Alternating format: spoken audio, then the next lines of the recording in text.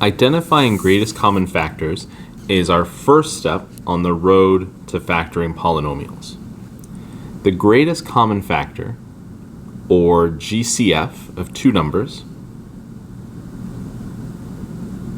is the largest number that divides into both numbers. We'll start off with something simpler, finding the GCF of 50 and 75. If we aren't sure what that is right away, not a problem. We can start off by just dividing both numbers by the same value. For instance, they're both divisible by 5. Dividing 50 by 5 will give us 10. Dividing 75 by 5 will give us 15. Both numbers are still divisible by the same value. In this case, they're both still divisible by 5. 10 divided by 5 will leave us with 2, and 15 divided by 5 will leave us with 3. Once we get down to 2 and 3, there is no other number that divides into both of those other than 1. So what we can do is look at the arithmetic that we took to get here. We divided by 5 twice, which is the same thing as dividing by 5 squared, or 25. So simply multiplying together all of those values that we divided by gives us a GCF for these two values of 25.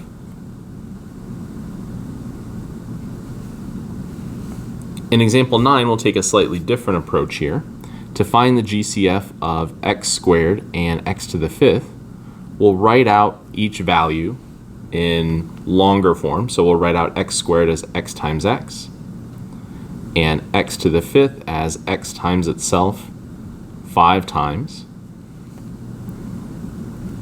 Now we can just visually see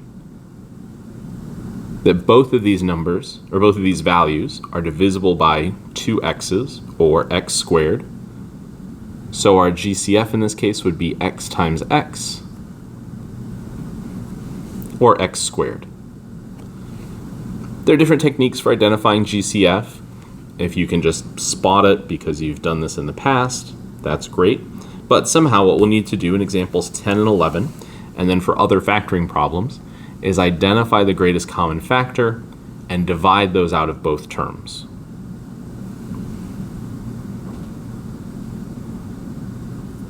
If we look at both terms, 2c to the 8th and 6c squared, we can focus on the coefficients first. The largest number that will divide into both 2 and 6 is 2. And the most c's that we can divide out, or the most c's that those two variable expressions have in common, would be c squared. So our greatest common factor would be 2c squared. And then we just need to write out what we have left over still inside the parentheses when we divide those factors out. We divided by 2. So we're left with 1 times, since we took out 2 of those c's, c to the 6th power, plus 6 divided by 2 would give us 3, and we took out 2 c's, so we'd be left with just a 1 there. And then just cleaning this up a little bit, simplifying, we have 2c squared times c to the 6th plus 3.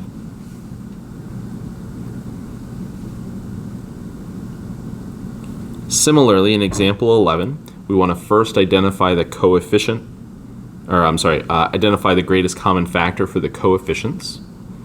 That may be something that we can do in one step, maybe not. It's enough to look at some value that you can divide out. For instance, 24, 4, and 12 are all divisible by 2.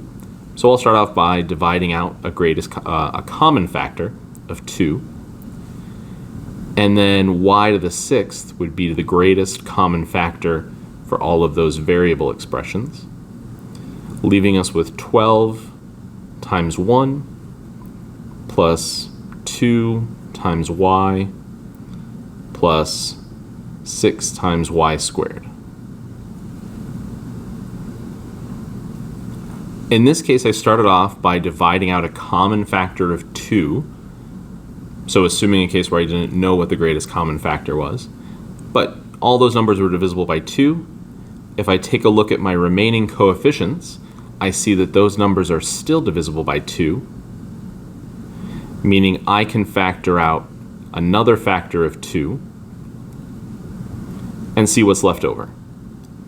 Dividing by 2 again will leave me with 6 plus y plus 3y squared.